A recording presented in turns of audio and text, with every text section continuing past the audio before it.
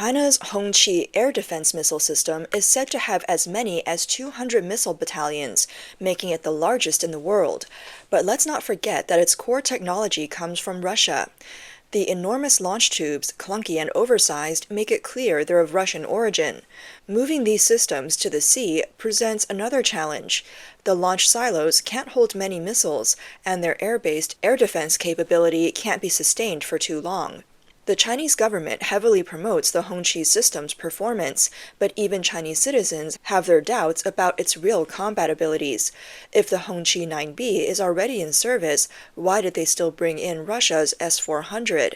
Deploying the S-400 in Beijing as a shield seems like an indirect admission that the Hongqi 9B isn't up to the task. Moreover, the recent performance of Russia's S-400 on the Ukrainian battlefield has been less than impressive. If this is the backbone of China's air defense, it might not be too hard for Western tactical missiles to break through. China claims its radar technology is highly advanced, but public information shows that China's radar detection and tracking capabilities still lag about 10 years behind the Russian systems they copied. In a future Taiwan Strait conflict, whether China's Hongqi umbrella will be able to protect its coast is still uncertain. We need to stay clear-headed when faced with China's military propaganda and objectively analyze its actual combat capabilities. China's air defense systems primarily rely on the Hongqi 9B, Hongqi 22, S-400, and S-300 models.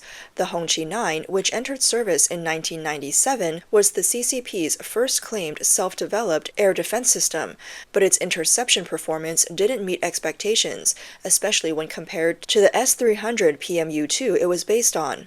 The Chinese military was dissatisfied, particularly with its missile defense capabilities. The Hongqi 9's range was only 7 to 25 kilometers, with a maximum altitude of 15,000 meters. Such a low interception altitude demands high precision, but the Hongqi 9 struggles to meet that standard, making it unsuitable for terminal missile defense. As a result, its deployment numbers have been limited, prompting China to accelerate the development and improvement of follow-up models. The Hongqi 9B, which entered service in 2017, made some breakthroughs in materials and technology, using advanced materials and solid fuel technology from submarine-launched missiles. Its maximum range increased to over 260 kilometers, and the minimum interception altitude dropped to 15 meters, bringing its performance closer to the S-400. It's claimed to have ballistic missile interception capabilities and is currently the most advanced in the series. However, its performance in intercepting low-flying subsonic missiles has been poor, especially when the interception angle is less than ideal, making it almost a waste of ammunition. Additionally, the Hongqi 9B is extremely expensive. It uses advanced technologies like active phased array radar, composite missile bodies, space-grade solid propellants, and active radar seekers, all of which drive up costs significantly. As a result, the unit price of a Hongqi 9B missile is even higher than that of the S-400's 48 and 6E3 missile. The introduction of new production processes further complicates things, making it difficult to meet the military's demand. To strike a balance between performance and cost, China introduced a downgraded version of the Hongqi 9B called the Hongqi 22. The cost of the Hongqi 22 is only one-third of the Hongqi 9B. Its radar system was downgraded from the Hongqi 9B's active phased array to the H200 passive phased array, and it uses a guidance system similar to the Patriot 2's command and semi-active radar hybrid guidance. As a result, the Hongqi 22 can only intercept aircraft, not missiles. China plans to replace its aging S-300 and Hongqi 2 systems with the Hongqi 22 in large numbers. After 6 years of production, dozens of units have already been deployed, making it the new mainstay of regional air defense.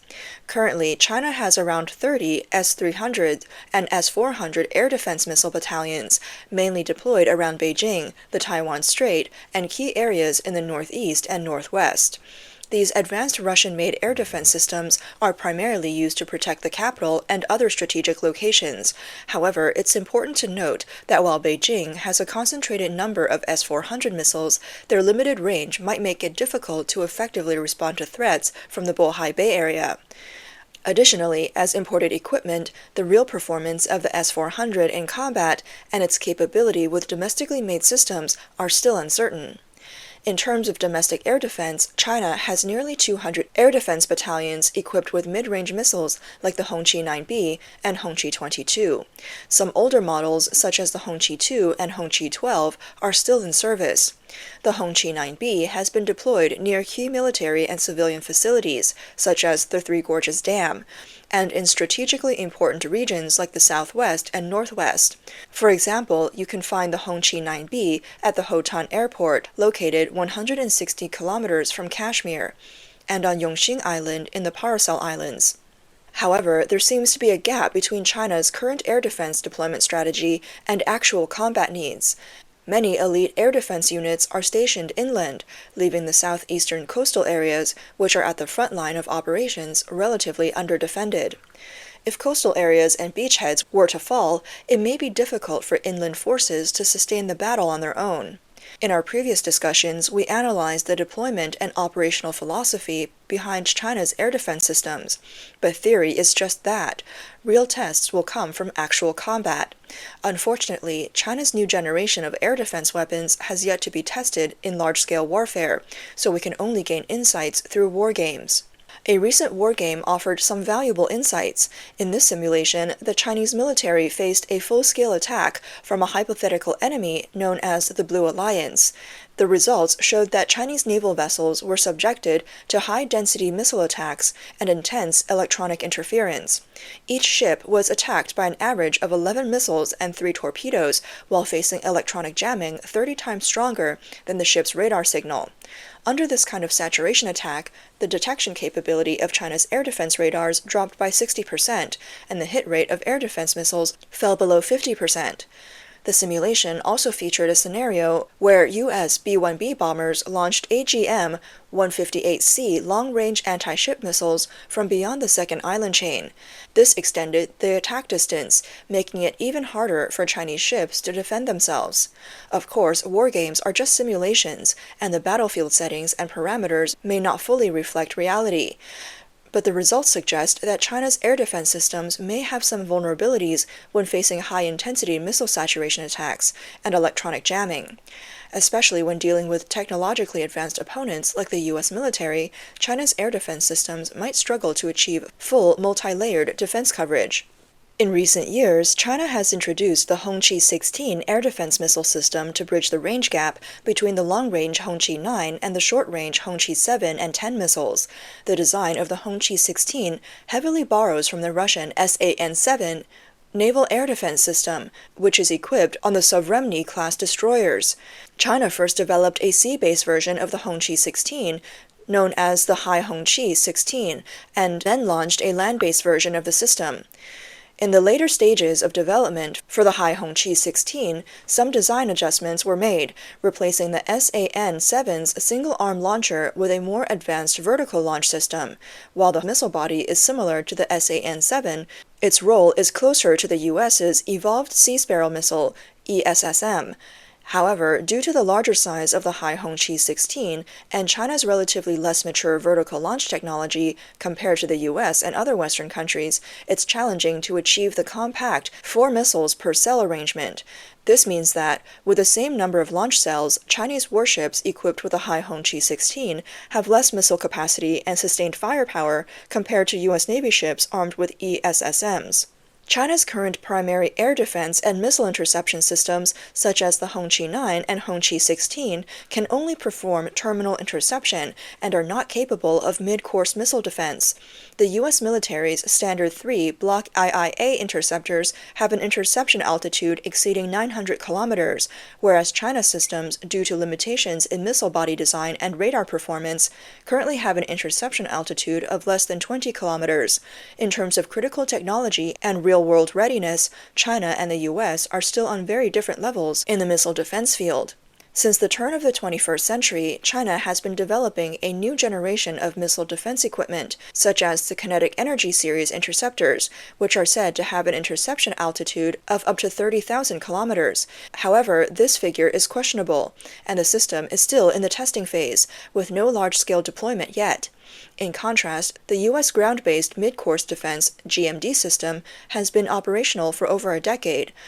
Furthermore, China's experimental missile interceptors are currently too large for the kind of mobile sea-based deployment that the U.S. Standard 3 interceptors are capable of, which could put China's missile defense efforts at a disadvantage in future engagements in the Western Pacific.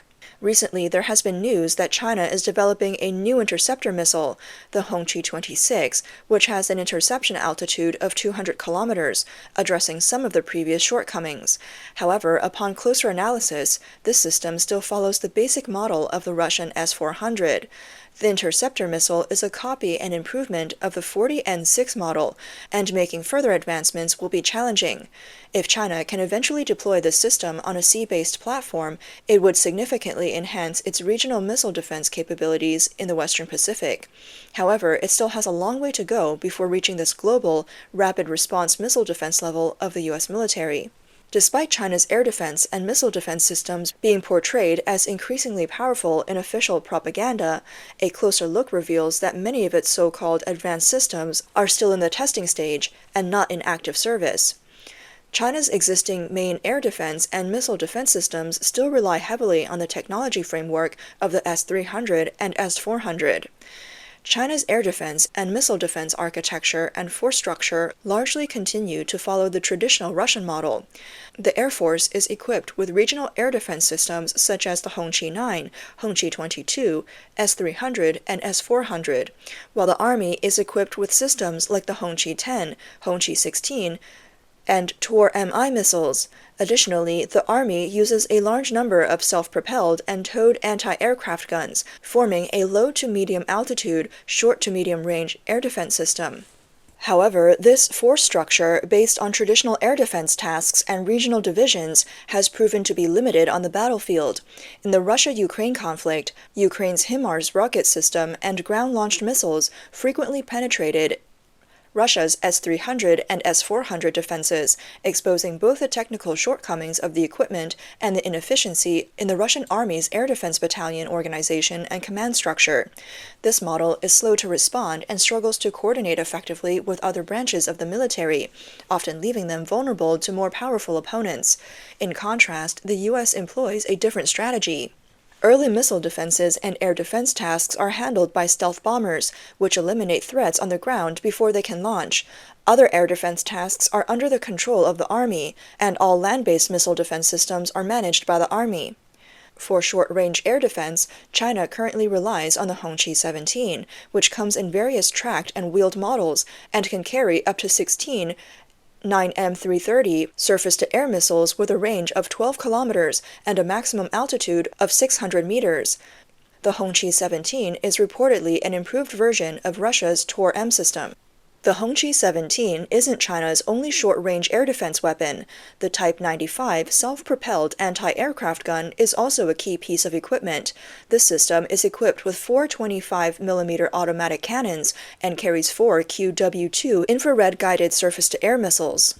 In modern battlefields, the speed and agility of drones have pushed air defense systems to need fast, direct fire support.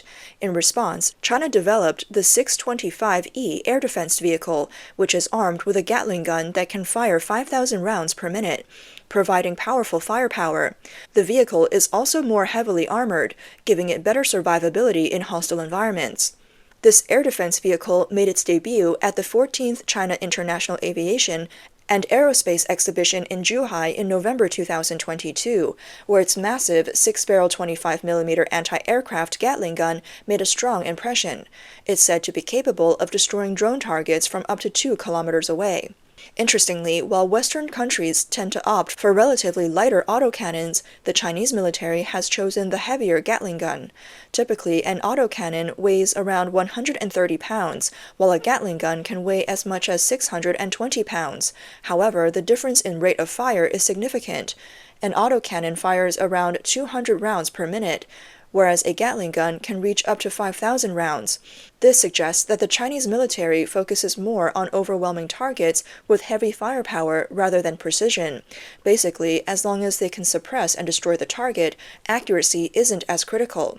This flood of bullets tactic is somewhat reminiscent of human wave tactics. Despite the Gatling gun's immense firepower, it also generates significant recoil, enough to potentially push the vehicle several feet backward. While the Gatling gun can deliver a high density of fire in a short time, continuous recoil inevitably affects shooting accuracy. Similar shooting patterns can be observed in Russia's Pantsir air defense system, indicating that China's 625E air defense vehicle might be influenced by Soviet design philosophies to some extent. In contrast, the U.S. has taken a different approach with its new short-range air defense vehicles, opting for a single-barrel 30mm autocannon. This slightly larger caliber weapon can use airburst ammunition, giving it a range of up to 4 kilometers, far exceeding the 625E air defense vehicle's 2-kilometer range. Although the U.S. autocannon has a lower rate of fire, it's far more accurate. Radar performance is crucial in short-range air defense systems. To understand China's radar capabilities, we can look at some of its exported equipment, such as the KLJ-7A radar system. Its performance is roughly equivalent to the radar system used in F-16 jets from decades ago, with a detection range reportedly 60% less than modern Russian systems. Public information suggests that China's radar detection and tracking capabilities are about 10 years behind the Russian systems they're based on, but these figures still need confirmation through combat testing. This limitation in radar tracking accuracy explains why the Chinese military relies on the firepower of Gatling guns. According to revealed data, the radar on the 625E air defense vehicle has a maximum detection range of 12 to 15 kilometers, just enough to cover the range of its weapon system. The 625E air defense vehicle is part of China's layered air defense system, mainly providing short-range support for infantry and tanks rather than protecting theater-level assets. It operates alongside platoon-level units, defending against enemy infantry and helicopters and providing protection for the platoons. These vehicles are expected to be deployed in large numbers to compensate for their technological shortcomings. The 625E air defense vehicle's driver has a large front window, indicating that the vehicle is not designed for high-intensity combat. American designs don't feature this style of window. Stryker air defense vehicles, for instance, don't have such large windows. The 625E appears to have seats for a commander and gunner in the rear.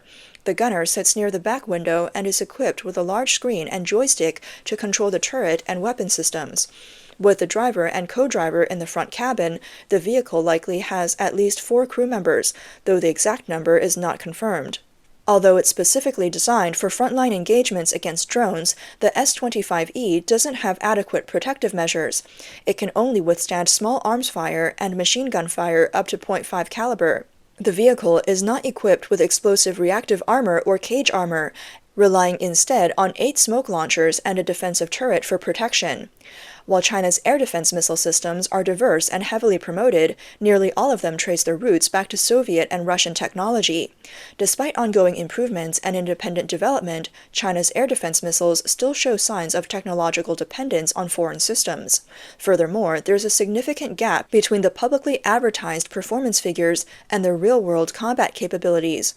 When facing advanced Western air defense systems, China's air defense forces may not be as formidable as their propaganda suggests. In future military conflicts, especially those involving highly complex and diverse threats, it remains uncertain whether China's air defense systems will be able to respond effectively.